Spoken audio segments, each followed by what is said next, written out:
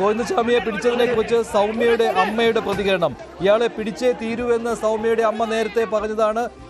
ഗോവിന്ദസ്വാമിയെ അകത്താക്കിയതിനു ശേഷം, വലയിലാക്കിയതിനു ശേഷം ഇപ്പോൾ സൗമ്യയുടെ അമ്മയുടെ പ്രതികരണം. ആ അമ്മയ്ക്ക് നീതി കിട്ടിയേ തീരൂ. അത് ഇപ്പോൾ എന്തായാലും ഗോവിന്ദസ്വാമിയെ പിടികൂടാൻ പോലീസിന് കഴിഞ്ഞിട്ടുമുണ്ട്. സൗമ്യയുടെ അമ്മയുടെ പ്രതികരണം കേൾക്കാം.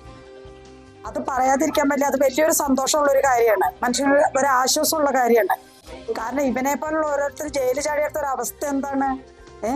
അപ്പൊ ഇവനെ ജയിലിൽ ചാടിയുണ്ടെങ്കിൽ ഓരോ പെൺകുട്ടികളുടെയും ജീവിതം ഓർത്തിട്ട് ഞാൻ എത്ര നേരം തീ തിന്നാണ്. ഇവൻ ജയിലിൽ ചാടി കഴിഞ്ഞാൽ എത്ര പെൺകുട്ടികളുടെ ജീവിതം നശിക്കും, എത്ര പെൺകുട്ടികൾ എന്ത് ചെയ്യുന്നുള്ളത്. എന്തായാലും ഇവനെ പിടിച്ച ആൾക്കാരോടാണ് ആദ്യം നന്ദി പറയുമ്പോൾ. അത് പറയാതിരിക്കാൻ പറ്റില്ല. അത് വലിയൊരു സന്തോഷമുള്ള ഒരു കാര്യമാണ്. ഇതാണ് സൗമ്യയുടെ അമ്മയുടെ പ്രതികരണം. പിടിച്ചതിൽ സന്തോഷം എന്ന് പറയുന്നു സൗമ്യയുടെ അമ്മ. നേരത്തെ ആരുടെയെങ്കിലും സഹായം കിട്ടിയിട്ടുണ്ട് എന്ന് സംശയിക്കണം എന്നും സൗമ്യയുടെ അമ്മ പറഞ്ഞതാണ്. എന്നാലും ഗോവിന്ദസ്വാമിയെ പിടികൂടി പോലീസ് ജീപ്പിൽ കയറ്റുന്നതിന്റെ ദൃശ്യങ്ങളാണ് ഇപ്പോൾ കാണുന്നത്. നാട്ടുകാരുടെ കയ്യിൽ നിന്ന് രക്ഷിച്ച് കൊണ്ടുപോവുകയായിരുന്നു പോലീസ്. പണിപ്പെട്ടാണ് കൊണ്ടുപോയത്. ഇപ്പോഴും ഒരുപാട് ചോദ്യങ്ങൾക്ക് ഉത്തരം കിട്ടേണ്ടതുണ്ട്. ജയിൽ വകുപ്പിൽ നിന്നും പോലീസിൽ നിന്നും ആരാണ് കള്ളം പറയുന്നത് എന്ന കാര്യവുമുണ്ട്. എങ്ങനെയാണ് പോലീസിന് ഇത്രയും വൈകി വിവരം കിട്ടിയത്? നാട്ടുകാരുടെ സഹായത്തോടു കൂടിയാണ് പോലീസിന് ഗോവിന്ദസ്വാമിയെ പിടിക്കാൻ കഴിഞ്ഞത്. പോലീസ് സംവിധാനം ഉണർന്ന് പ്രവർത്തിച്ചിരുന്നു. പക്ഷേ CCTV ദൃശ്യങ്ങളൊക്കെ പുറത്തു വരുന്നതിന് മുൻപ് തന്നെ നാട്ടുകാർ വിവരം നൽകിയിരുന്നു. മാധ്യമങ്ങൾ ഉണർന്നു പ്രവർത്തിച്ചു. മാധ്യമങ്ങളിൽ തുടർച്ചയായിട്ട് വാർത്തകൾ വന്നു. എവിടെയൊക്കെ പോകാൻ സാധ്യതയുണ്ട് എന്നുള്ള കാര്യം വന്നു. ഇതെല്ലാം നാട്ടുകാരെ ഉണർത്തി. അവർ ഉടൻ തന്നെ പോലീസിന് അതിൽ ഏറ്റവും വിശ്വസനീയമായ വിവരമായിരുന്നു ആ ദൃക്സാക്ഷി നൽകിയത്. അദ്ദേഹത്തിന് സംശയം തോന്നിയാണ് ഇത് ഗോവിന്ദസ്വാമി അല്ലേ എന്ന് ചോദിച്ചത്. ഗോവിന്ദസ്വാമി എന്ന് വിളിച്ചപ്പോൾ മതിൽ ചാടി ഓടി രക്ഷപ്പെടുവാൻ ശ്രമിച്ച് ഒരു ഒഴിഞ്ഞ വീട്ടിൽ പ്രവേശിച്ചു. അതിനുശേഷം പോലീസും നാട്ടുകാരും എത്തിയപ്പോൾ കിണറ്റിലായിരുന്നു ഗോവിന്ദസ്വാമി. അവിടെ നിന്ന് പൊക്കിയെടുക്കുകയാണ് ഉണ്ടായത്. ഗോവിന്ദസ്വാമിയെ മെഡിക്കൽ പരിശോധനയ്ക്കായി കൊണ്ടുപോയിരിക്കുകയാണ് ഇപ്പോൾ.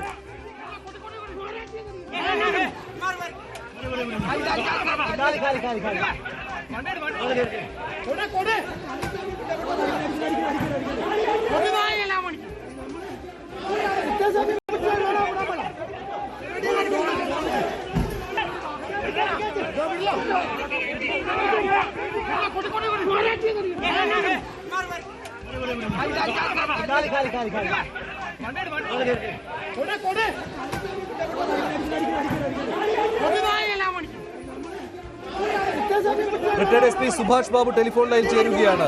ശ്രീ സുഭാഷ് ബാബു, ജയിൽ വകുപ്പിന് നാണക്കേടിന്റെ ദിവസമാണല്ലോ ഇത്. ഭാഗ്യത്തിന് പോലീസിന് ഗോവിന്ദസ്വാമിയെ പിടിക്കാൻ കഴിഞ്ഞു. അതും നാട്ടുകാർ സഹായിച്ചത് കൊണ്ട് മാത്രം. ഈ സുരക്ഷാ വീഴ്ചയെ താങ്കൾ എങ്ങനെയാണ് കാണുന്നത്?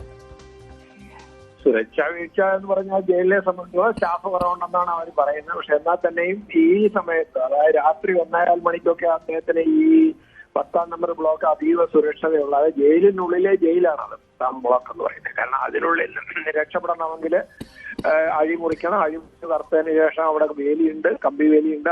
അത് കിടക്കണം. കടന്നതിന് ശേഷം ഇപ്പുറത്ത് എത്തിക്കഴിഞ്ഞ് ഇവരുടെയൊക്കെ കണ്ണ് വെട്ടിച്ച് വേണം ഇയാൾ കോമ്പൗണ്ട് വാളിന്റെ അടുത്തെത്താൻ. കോമ്പൗണ്ട് വാളിന്റെ അടുത്തെത്തുന്നതിന് മുമ്പ് അവിടെ പാറാവുകാരുണ്ട്, പിന്നെ ജയിലുകാരുടെ ബീറ്റുണ്ട്. ഇതൊക്കെ കഴിഞ്ഞിട്ട് അദ്ദേഹം അവിടെ എത്തി.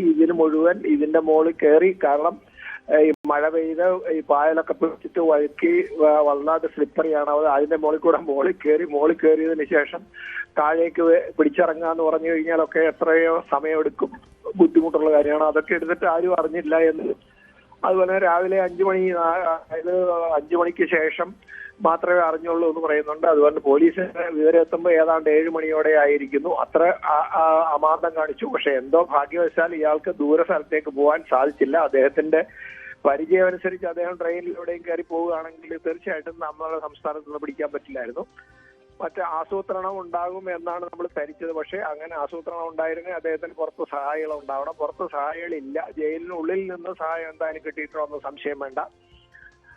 അതുകൊണ്ട് പുറത്ത് സഹായികൾ ഇല്ലാതിരുന്നു. സ്വന്തം രക്ഷപ്പെടാൻ വേണ്ടി ശ്രമിച്ചതാണ്. അദ്ദേഹത്തിന് ഏറ്റവും ശ്രദ്ധിക്കേണ്ട എന്നാണ്, അദ്ദേഹത്തിന് വളരെ ആരോഗ്യവാനായിട്ട് വളരെ തടിച്ചു കൊഴുത്തിരുന്ന മനുഷ്യൻ ഈ ഒരു പ്രക്രിയയ്ക്ക് വേണ്ടി അദ്ദേഹം സ്വയം ശരീരം പാകപ്പെടുത്തിയെടുത്തു എന്ന് പറയുമ്പോൾ നമ്മളൊന്ന് ആലോചിച്ച് നോക്കൂ. എത്രമാത്രം അഗാധമായ ഒരു മുന്നൊരുക്കമാണ് അദ്ദേഹം നടത്തിയെന്നുള്ളത്. അതായത് അവിടെ ഇത്രയും സുഭിക്ഷമായ ഭക്ഷണം ഒഴിക്കുന്ന അവസരത്തിൽ ഇത്രയും ഒരു മനുഷ്യൻ മെലിഞ്ഞ് എല്ലും കോലുമായിട്ട് ഈ 2 അഴികൾ മുറിച്ചാൽ അതിനുള്ളിൽ കൂടെ കടക്കാൻ സാധിക്കുന്ന രീതിയിൽ ശരീരത്തിന് രൂപാന്തരം വരുത്തുകയാണെങ്കിൽ ആ മനുഷ്യന്റെ ആ മനസ്സിന്റെ കട്ടിയും നിശ്ചയദാർഢ്യവും എത്ര ഭയങ്കരമാണെന്ന് മനസ്സിലാവും. അതുകൊണ്ട് അദ്ദേഹം കൊടും ക്രിമിനൽ എന്നുള്ളതിന് അദ്ദേഹത്തിന്റെ സ്വഭാവത്തിൽ അദ്ദേഹം ഒരിക്കൽ കൂടി തെളിയിച്ചിരിക്കുകയാണ്. ഇത് ജയിൽ അധികാരികളുടെ പൂർണ്ണമായിട്ടുള്ള നിരുത്തരവാദപരമായ ഒരു സുരക്ഷാ വീഴ്ചയാണ്.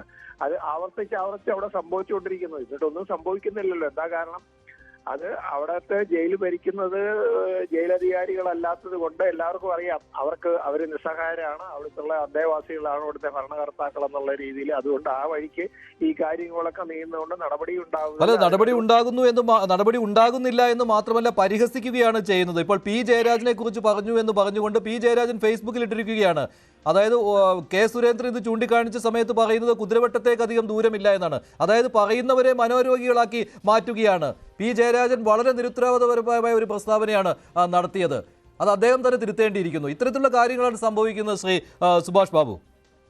അതെ, അവിടെ നമ്മൾ കണ്ടുകൊണ്ടിരിക്കുന്നത് എന്താന്ന് പറഞ്ഞാല് ജയിലിന്റെ ഉള്ളിലെ ജയിൽ എന്ന് പറയുന്നതാണല്ലോ നമ്മൾ അതീവ സുരക്ഷിതയുള്ള ഏരിയ എന്ന് പറയുന്നത്. അപ്പൊ അവിടെ നിന്ന് ഇതേമാതിരി എല്ലാവർക്കും ആവശ്യമുള്ള ഫോൺ സംഭാഷണം കിട്ടും, അതുപോലെ എല്ലാവരും ആവശ്യമുള്ള ഭക്ഷണങ്ങൾ കിട്ടുന്നു, മയക്കുമരുന്ന് കിട്ടുന്നു, മദ്യം കിട്ടുന്നു, എല്ലാ സൗകര്യങ്ങളും അതിനുള്ളിൽ ലഭിക്കുന്ന ആരെ കൊണ്ടാണ്?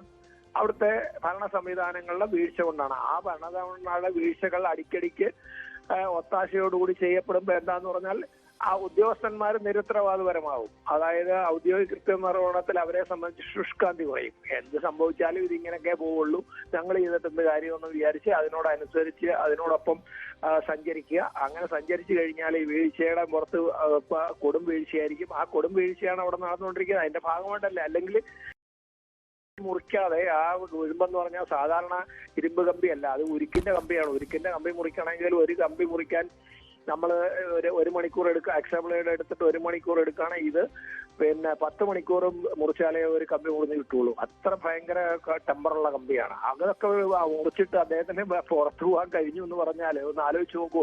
എത്ര നാളത്തെ അദ്ദേഹത്തിന്റെ ശ്രമഫലമാണ്. ഇത് ആരും നോക്കുന്നില്ല, അന്വേഷിക്കുന്നില്ല, കാണുന്നില്ല എന്ന് പറഞ്ഞു കഴിഞ്ഞാൽ ഇത് വീഴ്ചയുടെ കൂമാരമാണ്, സംശയം വേണ്ട.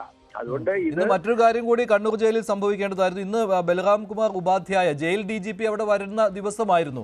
അപ്പോൾ ഇതൊക്കെ ശ്രദ്ധിച്ച് എല്ലാവരുടെയും ശ്രദ്ധ അതിലേക്ക് തിരിയും, ആ സുരക്ഷയിലേക്ക് തിരിയും എന്നൊക്കെ കണ്ടിട്ടുണ്ടാവണം ഗോവിന്ദസ്വാമി. ഈ ജയിൽ DGP അവിടെ വരുമ്പോ അദ്ദേഹത്തിന് എന്ത് സുരക്ഷ വേണ്ടേ? പുറത്ത് അദ്ദേഹത്തിന് യാതൊരു പ്രശ്നമില്ല. ജയിലിനുള്ളിൽ അദ്ദേഹത്തെ കൊല്ലാനും തിന്നാൻ ആരെങ്കിലും വരുന്നുണ്ടോ? അതിലേക്ക് അദ്ദേഹത്തെ സ്വീകരിക്കുവാനും ഉദ്യോഗസ്ഥരുടെ ശ്രദ്ധ അതിലേക്ക് തിരിയുമെന്ന് ഇയാൾ കണക്കാക്കിയിട്ടുണ്ടാവണം. അതൊക്കെ തെറ്റാണ്. അതൊക്കെ തീർച്ചയായിട്ടും ഉണ്ടാവും. കാരണം അവരെ സംബന്ധിച്ചിടത്തോളം ജയിലിൽ സാധാരണ DGP വരുന്നത് അപൂർവമായിട്ടാണ്. വരുന്ന അവസരത്തിൽ അവരെ സംബന്ധിച്ചുള്ള ഒരുപാട് അവിടെ വൃത്തിയാക്കൽ ഉണ്ടാവും.